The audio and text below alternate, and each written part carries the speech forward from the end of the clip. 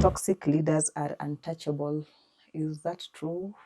That's a myth that need to be demystified. They are very touchable. I know companies, especially front office, where people are even taught how to smile. If it's too much, let me tell you, your end is the beginning to something else. They say, even God says, where you feel you've reached till the end, that's now my beginning. They say when the caterpillar thought Yes. it was the end, the butterfly, beautiful butterfly came out of it. The metamorphosis, Yes. it happens. So what essentially is, I'm saying, if it's just too much, please quit. It's quitting. It's not even quitting. It's just a redirection. Go and find something else, and you will realize there's something else on the other side. Yeah.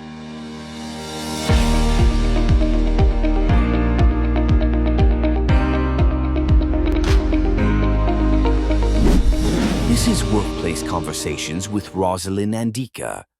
So Joyce, there's this situation that you've already found yourself in a toxic workplace. And as we've said, getting a job is not an easy, is not a walk in the park, especially in Africa. So you found yourself in a toxic workplace. And you have really to be in that workplace because you are really depending on that paycheck at the end of the month. So how do you navigate these toxic workplaces? I think it's really, really instrumental to set your boundaries from the beginning. That, hey, this is what I can do and this is what I can't do. You can't find me on weekends. That's my family time. You can't find me past 5 because that's beyond my job description. Yes, it might look harsh in the beginning, but you know what you're doing? You're also communicating, because also communication is in those small things. Yes. Because when you give your boss the leeway to call you at midnight, you're not the wife. There are bosses who call people at midnight. Yes, and they feel entitled to that. I only know the ones who call people during their leave days. Yes, and even leave days, and even during leave days. You know, when you give your boss that power, it's like you're giving them power to drive you as they want, and that comes with uncommunicated expectations. That is why the way you would set boundaries with your friends, it's the same way you should set boundaries with your colleague. I remember this one instance. Some advocate senior than me was like, see you endo nitengeneze chai. I was How like, now? Nikamwambia, I'm very sorry, I cannot do that. I have some other pressing work I'm working on. And I saw after he said that, he withdrew from me. Some other interns came and they would like be told, go do this, go fetch water for me. They do that and they would be so happy. And then at some particular point, they establish a relationship beyond colleagues. It's good to really know that workplaces, those are your colleagues, they're not your friends. Even your boss, when you go and drink, even in those office parties, please drink responsibly, because also those are the times I see, kumbe this one, if I give him 1, 2, 3, I can get everything. They overspeak, they do all that. Be conscious. Just know that this is not with your clique or with your friends. These boundaries are supposed to be created as early as possible. As in, communicate also your expectations so that you can even minimize what they want to think about you. And then also, I know that you teach people how they should treat you. Yes. If you as you're saying, set boundaries. If you show them it's okay, I can make the tea, I can be sent. Not there are some people who even are sent. Go and do for me shopping, do this and this. And not to say that sometimes assisting is bad. I mean, you can see this person really is in a time fringe and they need that coffee. You can do that. You know, there are situations you can see. You're like, no, this is my colleague. Let me just do this to just fasten. Because remember, even as you're working as a team, you're not just working as Rosalind, as Nini. But that is also built with the rapport that you have established with your workers. It doesn't come in a condescending manner. It comes in a very natural way that I am helping him because he needs it, and I see it, not in a way you're trying to insert that, hey, I am big, I'm the boss, I am who, if I tell you this, you need to do this. No, it doesn't. So I think it's not bad to assist each other, but with limits. It's the same way if you have a lot of work you need to do and there's a really pressing deadline, I can draft for you some things and help you, because I know even what I'm also doing is like it's a favor you'll pay at some point. I'll need that help. So meaning establish the rapport, but with the boundary. I used to feel sorry for a certain secretary. They'll stay like not doing so much during the day, and then towards 5, let's say at 4, the boss starts bringing out work, and it's not kidogo work, it's a lot of work. So you'll find the secretary anakwambia the next day, I was in the office until 10. I'm asking her, doing what? So the boss gave us work at 4 and it was urgent, and it used to be a habit. It went for so long until that secretary was just had yet to look for a transfer to go to work somewhere else. Imagine being given work every day at 4, yet the rest of the day you didn't have so much to do. You see, that is, I wouldn't say she knew, maybe she didn't know better then, maybe she did, we don't know what her circumstances were then, but boundaries would have been important. Now, apart from boundaries, it's in the workplace, when you start seeing some behavior that is not really good, please document it. Even from a lawyer's point of view, I'd advise, have the texts, don't call, don't have confrontations on the call. Text it, say, today we had a meeting and you said this and I didn't find it was okay. If it's by email, better. By text, WhatsApp, better. Take the screenshots. What you're doing is, when there would be a challenge or when you'd have to go to HR, you have receipts. Your boss called you at night and told you inappropriate things, screenshot. Don't do this one-time view thing. If it's not legit, don't even engage beyond that. Document every scenario. Because that documentation, and you press send, that is evidence. It's called documentary evidence also in court. You can produce it, and people can, even the court can rely on it as long as you can certify it. Again, you need to some point look for also people that support you. And that is why, as I said at some point, your colleagues are just colleagues. They are not your friends. You need to have other activities outside your workplace that feed your energy. I remember one of these places I worked, I felt so demotivated, and at some point I was like, do I really still want to be a lawyer? Only to realize I've always wanted to be that, but just that space made me start thinking, for the next 10 years or 20 years, is this the kind of life I want to be living every other day? Being shouted at, always being demeaned, or feeling someone make me feel like I don't have the right qualifications. Yet I don't think as long as I got there, it meant I was there by merit, not because someone So now what I did, because remember I needed to survive, I am a farmer. Yes. And in Moranga we grew. I saw my dad and I used to do a lot of grafting of trees, and we used to plant trees a lot. And so I loved everything about nature and things like that. So I went to my church parish. The church is called John Bosco Huru Camp, and I told the parish priest, there's this piece of land here that has been bare for so long, and I see the youths of our church are really struggling to get find activities, because all of us are kind of struggling, and students, maybe recent graduates, we don't have stability. So can you give us that piece of land? I start a tree nursery here, and when we start making profits, we will start giving back to the youth kitty so that we can empower them. I was given that, and we started the tree nursery with my little savings. The tree nursery from scratch, getting the seeds from Githurai, planting them together with young people. That's work I could do over the weekends.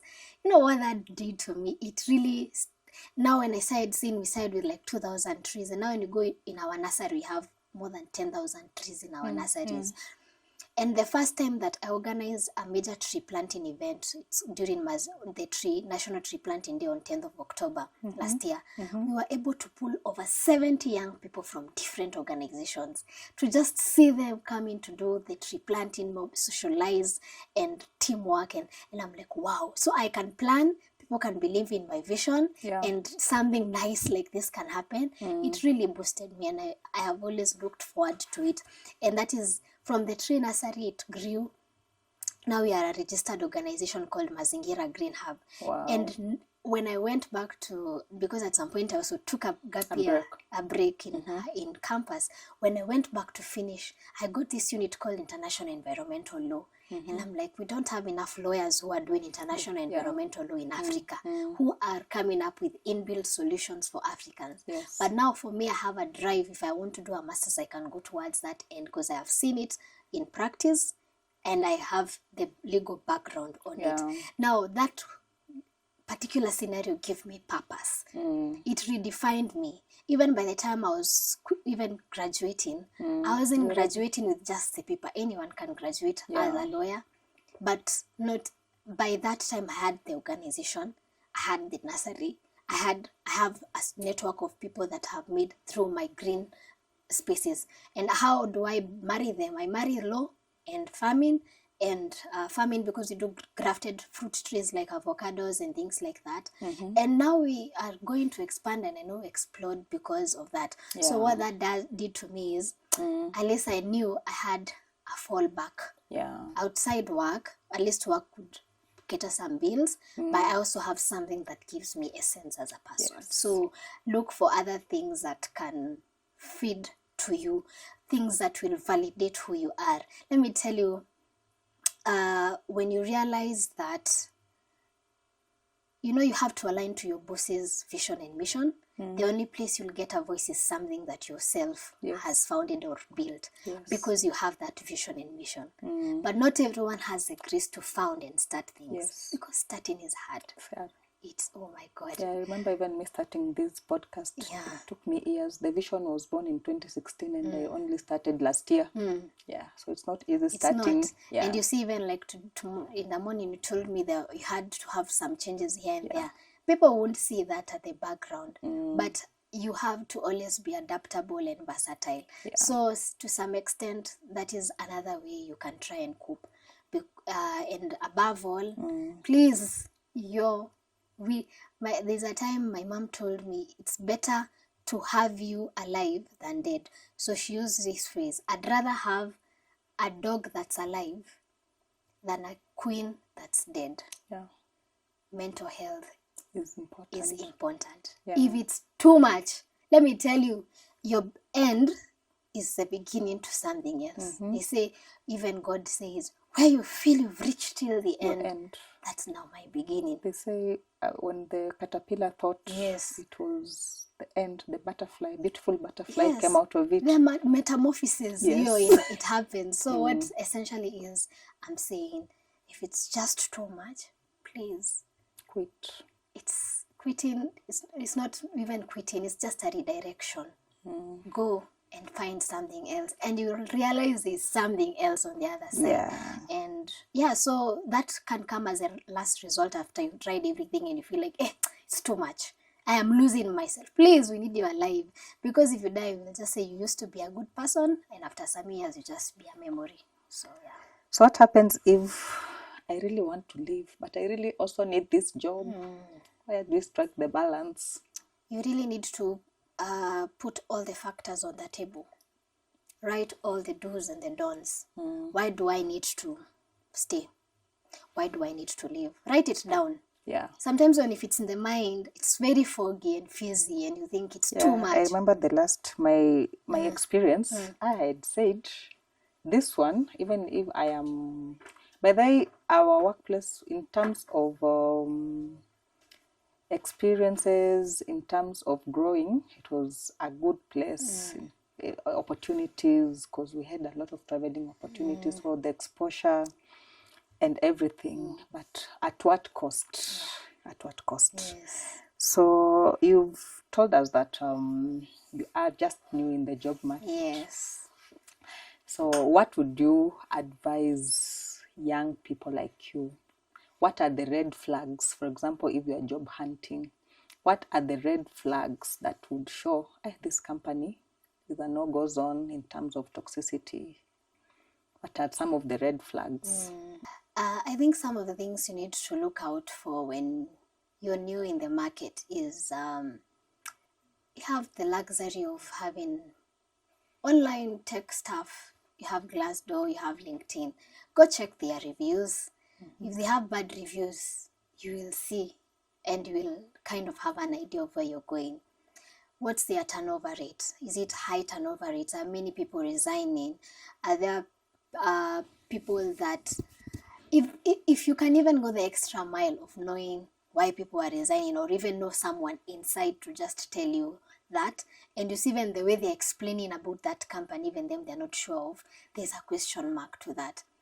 I remember when I was entering the first where I'm working currently, I just knew someone in there, and I texted and I was like, what's your experience of working here? And the answer that she gave me kind of cemented what I wanted to know. Because what I wanted to know is, even when I joined, these are the do's and the don'ts, this is how people behave, this is sort of to have an idea of that. But let me tell you, above all, the gut feeling. You will always do when something is right or when something is not right. That deep feeling that's very, it's like a conscience, your conscience will always tell you, and it's not wrong most of the times. And through those collective things, you can be able now to establish where you're going. Even the interview process, if you see the interview process had something that was off, it was very rushed, you felt like something was missing, you have your answer right there. It was too good to be true. It was too, it's like fantasy. I've been promised Disneyland now, Kenya, but now it's not, doesn't make sense. So those be keen, let even your sixth sense to be alert and know all those things. Right. Yeah. I think the major one is high turnovers. When you see the way the people need jobs, but in this particular organization, people are always leaving. Yeah, but you need to know why they are leaving. If they are leaving for greener pastures, it means also they have been empowered in that. But you can see those ones are less, they are not as many, but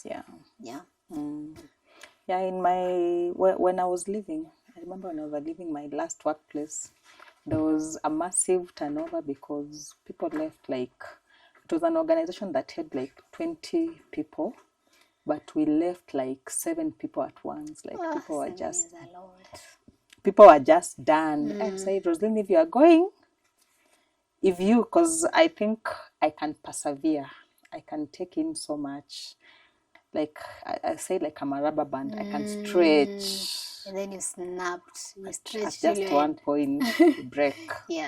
So they were telling me, hey, if Roslyn has left. So after I left, a series of people left, and I wondered, is it me that opened?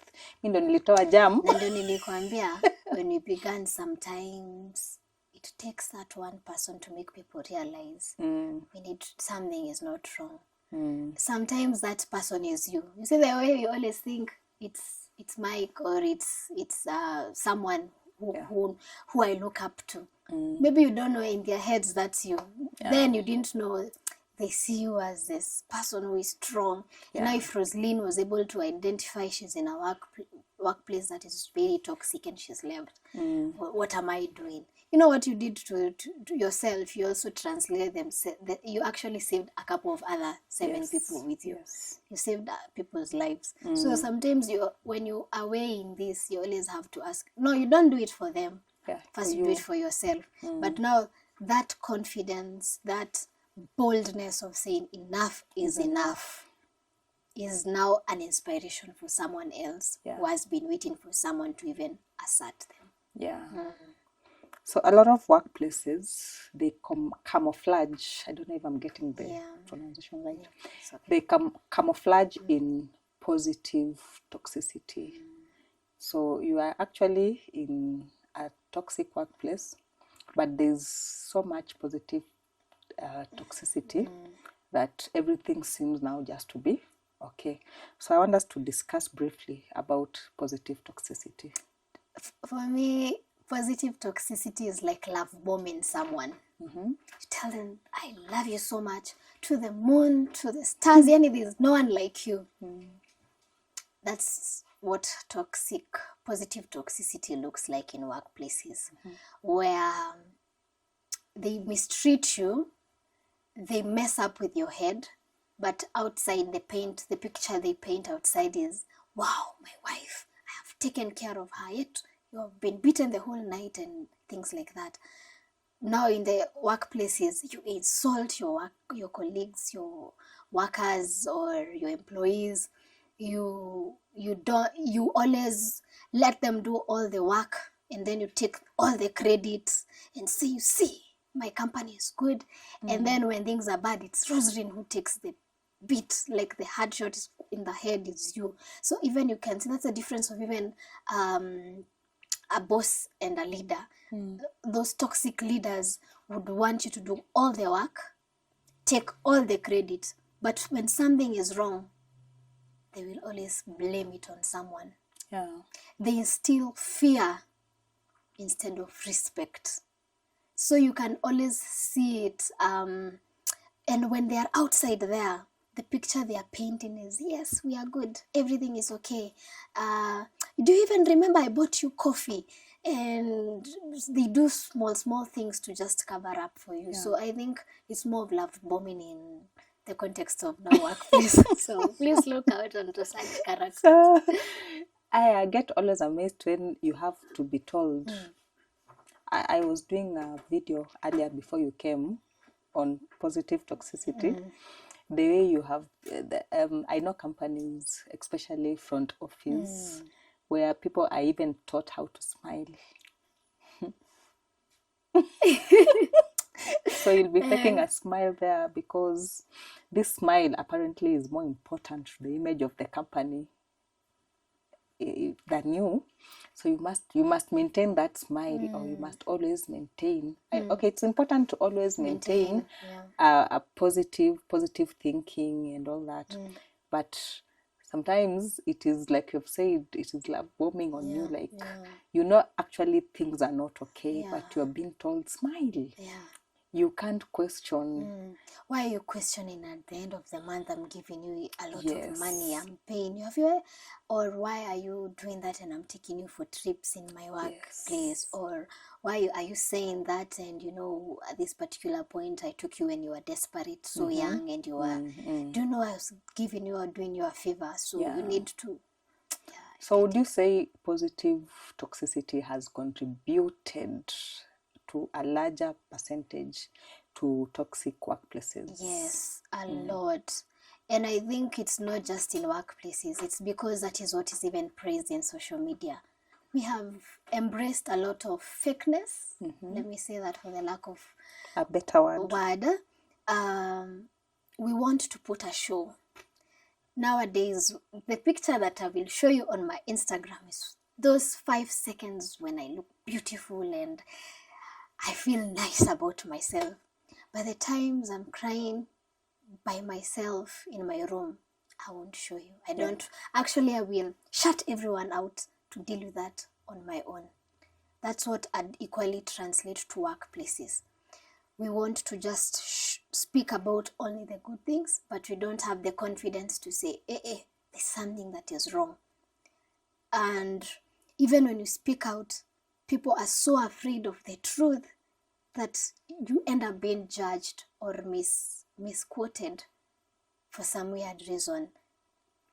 Maybe you are working in a company that's an international brand. And you know, people perceive you differently when you're working with international brands and you're driving a big car and there's a status that has been elevated.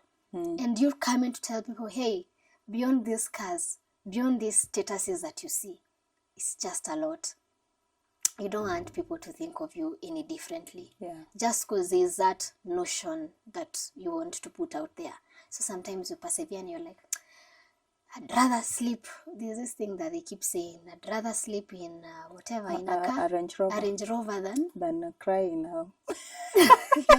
a boda boda. a bicycle. But you have to weigh your options. Do you want to die in that Range I'd rather Rover? laugh in a Range Rover than cry on a boda kitu kama hiyo, Yes, something of something the like sort. that. Yeah. So, but now that's what I was saying. We want to put up, there's a status we want to put out there. And now we have embraced it. Technology, social media has cemented it. And that's now what you think it's normal.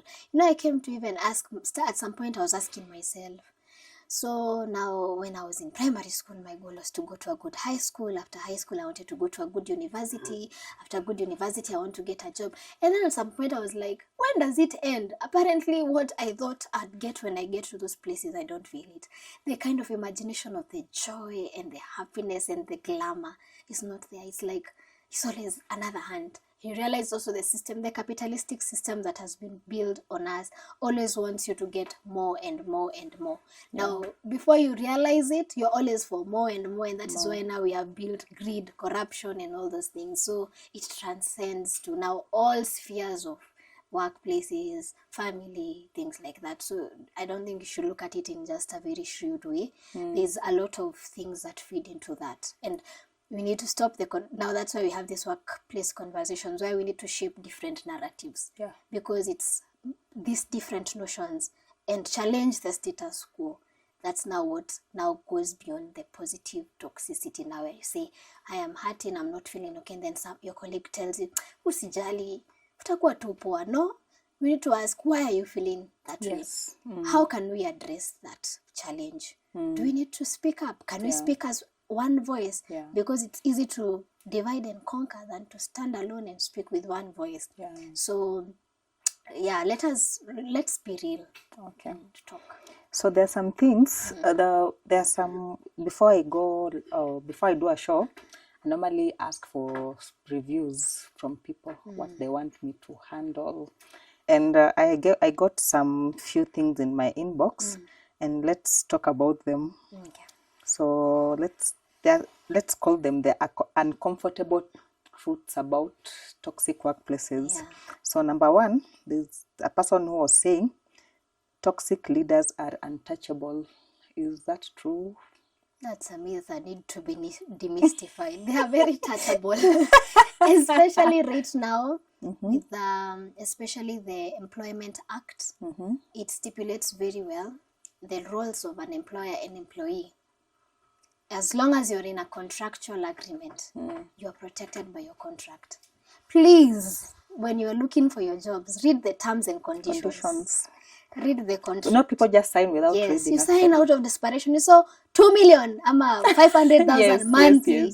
Oh my God. But there's a catch. There's always a catch. That's why you need lawyers, please. Yes. I know. Number two was saying HR protects the company, not the employees. Actually, I think that's true. You are also an employee of the company, so you will protect the company. You're also on the paycheck. Yes.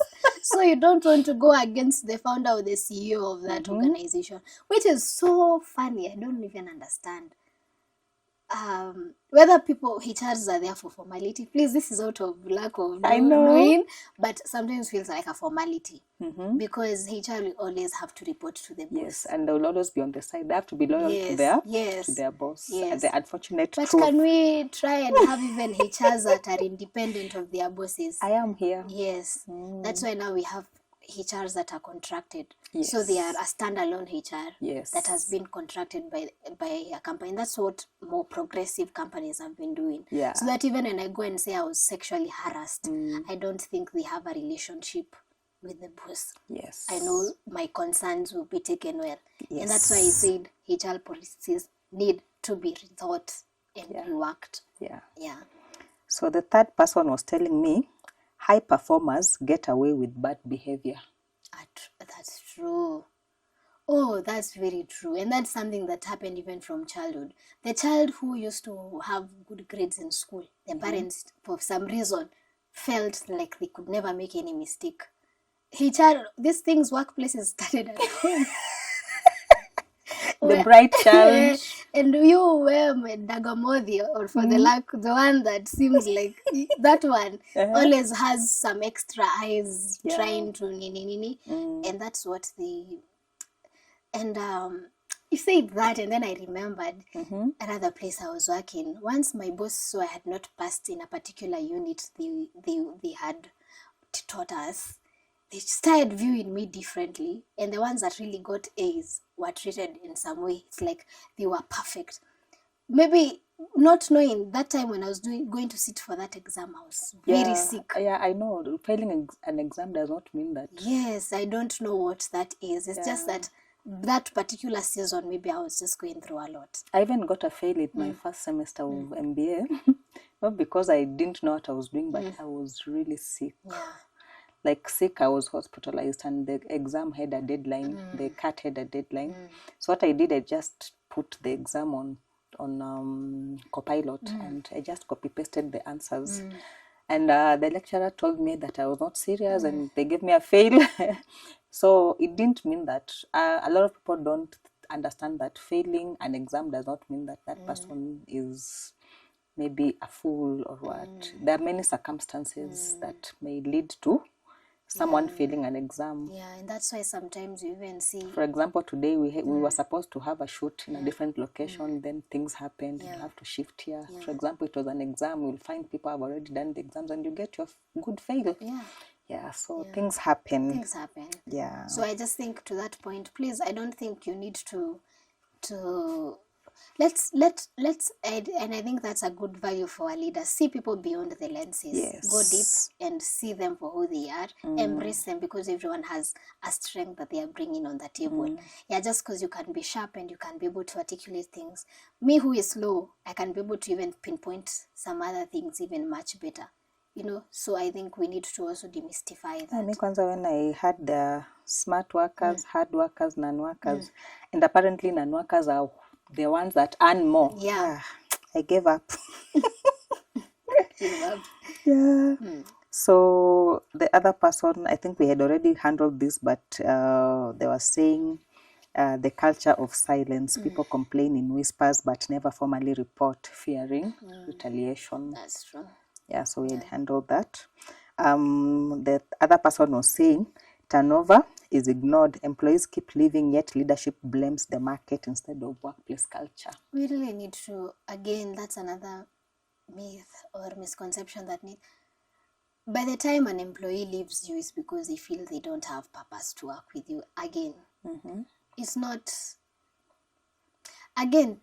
let's also not be so hard on the leaders, even ourselves. If you're lazy, and please remember, this is someone's business. They have entrusted you. Yeah. Please show up and work well. They're genuinely good leaders. But if you don't deliver on maybe the expectations that they communicated when you started your contractual basis or your employment status, they will definitely let go of you and give someone who is more deserving of that. Yeah. So it's a two-way thing. As we say, bosses are bad, also us. Introspect and ask yourself, how am I contributing towards their vision as well? So, okay. Yeah. The last person told me that burnout is branded as lack of commitment. When employees break down, the workplace blames them instead of the system. At some point I said that there is no reward for being burned out. I don't think that hey, I have burned out, now I have made... There's no reward for that. And that's why we really need to normalize even mental health conversations in our workplaces. You can come and see Rosalind today feels she doesn't look like herself. Yeah. Ask her, hi Rosalind, what's, even if not there and then, you can come and say, by the way, in the morning I realized you didn't seem okay. Is there something that's disturbing you? Even that's something you can do from a colleague point of view. Yeah. And now you can even, if it's someone you have the rapport and build trust, you can tell them, I think I'm struggling with this. And you realize two heads are better than one. Yes. So you can come up with a solution. Or you feel like I was given a lot of work and I need to... Another thing I think for solving burnout is delegation, learning to delegate. Now, sometimes some of us think we are perfectionists and it's me who can do this work this way and this way and this way. But you can, it's not a one-man show. You need to kind of... Have you ever gone to an office, you're being told that you can't get a service because someone is... the person that is supposed to serve you is away. I remember we have heard that there's a certain function at Sharia House. It has been chaotic simply because a person went on sick leave. I think they went on sick leave in India, and they could not find somebody else to come and do their work. So clients were kept pending for so many months because waiting for that person to come from India. Which is very problematic. And I was like, what if they died, God forbid, died from India? What happens? Like, are you meaning that she's the only competent person? There was nobody else? Or does it mean that they never had proteges? Because I believe that if I am a leader, I should be having somebody that I'm training so that in case I'm not there, they step in. And I just found that to be... Yeah, you said that, and I was listening to some masterclass on business, and they were talking about business valuation. Most of the reasons why small startups fall down is because the founders and CEOs want to run everything. They want to sign a check of 20 million and a check of 500 shillings. There's something wrong there. As in, without me, this can't go, can't work. Delegation is really a key thing. When you even delegate to people, they feel bad. I've been given this role, so this person can trust me with this sort of work. So it even makes them feel like, oh, so I need to give my best because the boss has delegated this kind of work to me. What you're doing indirectly, you are training people, meaning that even when you're not there, things will still run. Have you ever not seen why some family businesses, especially for us Kikuyus, once the father or the mother, those die, children scramble and whatever. And then they just waste. And waste all the property. Because they were not taught. Now, it's different from Somalis. Somali wanakuja,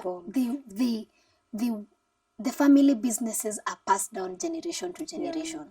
That's why you wonder every time there's a new iPhone, Somalis are the first people to have that iPhone. Why? Because they even know where to get these things at a cheaper rate. And when a kid is going to school, they will educate them to come back. Whether it is a cousin of a cousin, they will come and stay in their home. That's something as Africans we have.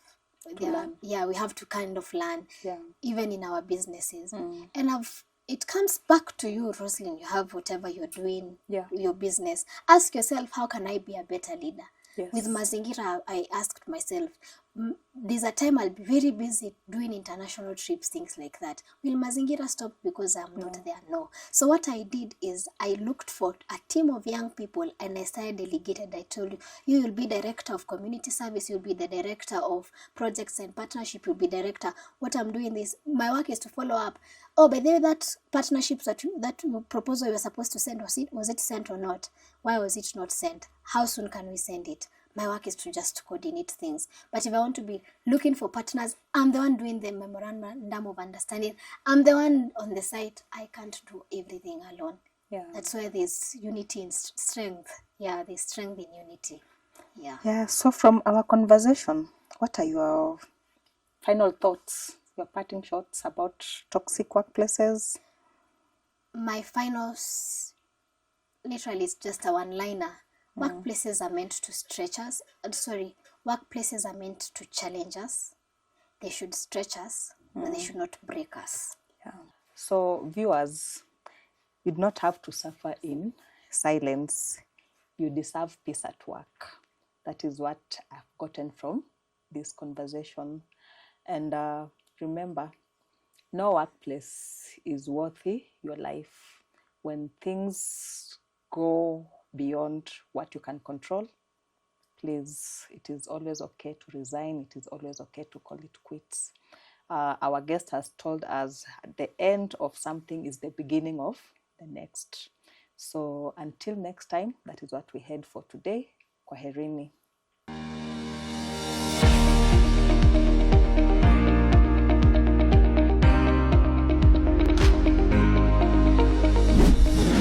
is Workplace Conversations with Rosalind and Dika.